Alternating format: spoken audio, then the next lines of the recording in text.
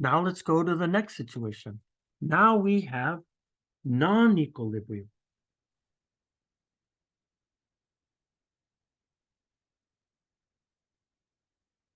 Non-equilibrium tells us immediately that the network is not zero, which then tells us that the change in energy is not zero, and therefore the energy of one is not equal to the energy of two.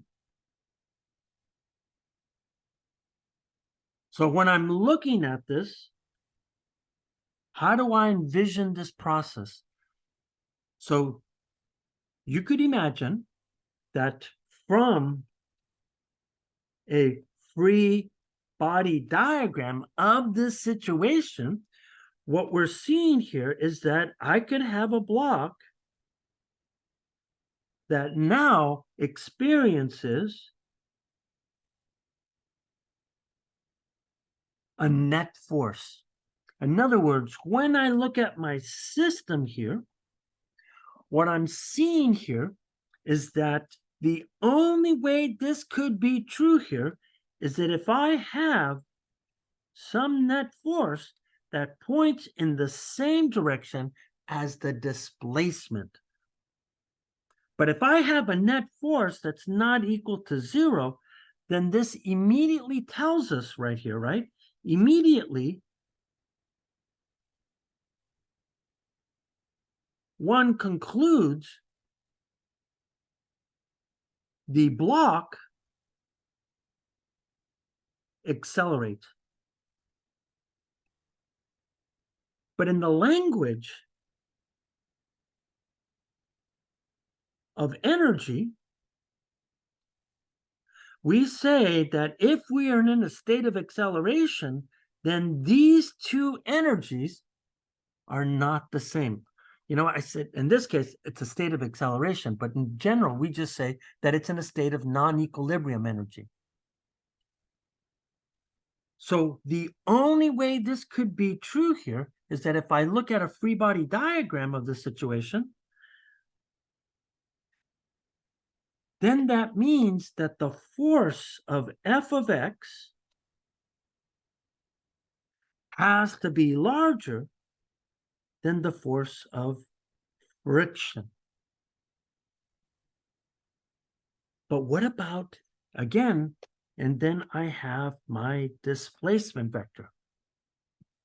So note that there are vertical forces, but they won't contribute to the change in energy. So then what do I see here? In the language of work and energy, how do we draw this? Well, what I'm seeing here, I have a block. And what I'm looking at is that I'm looking at what energy state does this block start off as?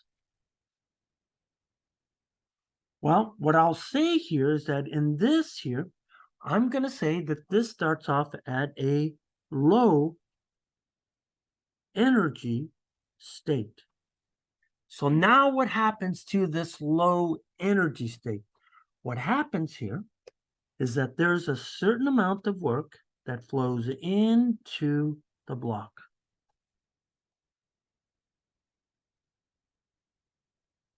So in this situation, because of the non-equilibrium situation, we're going to say that the transformation of the work of f of x increases the overall energy of the system.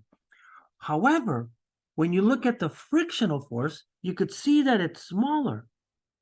And because it's smaller, what you're seeing here is that this amount of work takes out relatively little. And then afterwards, this block is now in a state of higher energy. It's in a non-equilibrium state. So in here, maybe I shouldn't have used yellow. Maybe I should use a different color. How about if I use green here? to signify that it's a different energy state. This now becomes a high energy state. So there's a higher energy state after the situation. So then we draw our bar diagram. So what does our bar diagram really look like? Picture-wise, I imagine that I start off with some energy state.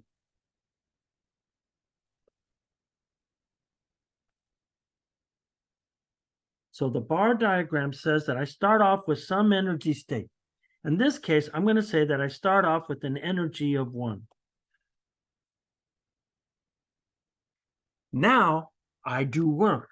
There's more work due to the force of f of x, which then gives me this amount of energy here. But at the same time, there's a smaller amount of work that's taken out of the system. And I signify this by drawing a line here and saying that this is the negative region here. Up here is the positive region. So as a consequence, you can see here that there is E1 does not change. What does change is that there's this new net work here. And this net work is really the combination of the work of f of x minus the work of friction. It reduces the total net force, the combination like this. So then, as I look at my bar diagram, I could then see that the overall energy of the system clearly has increased to E2. Once again, what is meaningful? What is meaningful is only this little tiny bit, which is what we call delta E. That delta E is the stored work. So then the network gives me a change in delta E, which I could then read it as I start off at a lower energy state. I do net work. That work is a transitional thing that then increases the available energy in its final state. So picture-wise, that's what that thing is telling me. So in summary, we can then say the following thing here. If I have a network, it takes on two forms. If it's equal to 0, then that implies here that the energy before and after are exactly the same. So we then say the system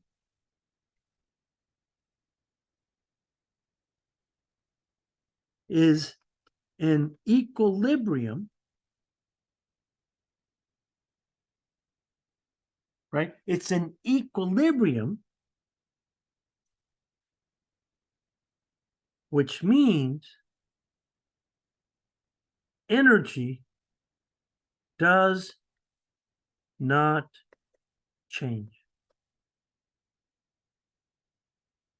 On the other hand, if it's not equal to 0, then energy 1 and energy 2 are not the same. So then that means that the system is in non-equilibrium.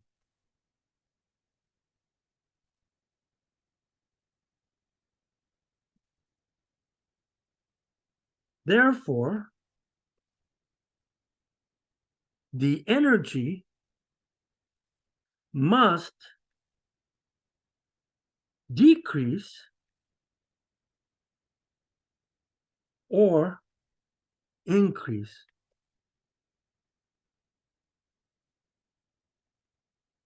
That's what we mean by the work energy theorem right there.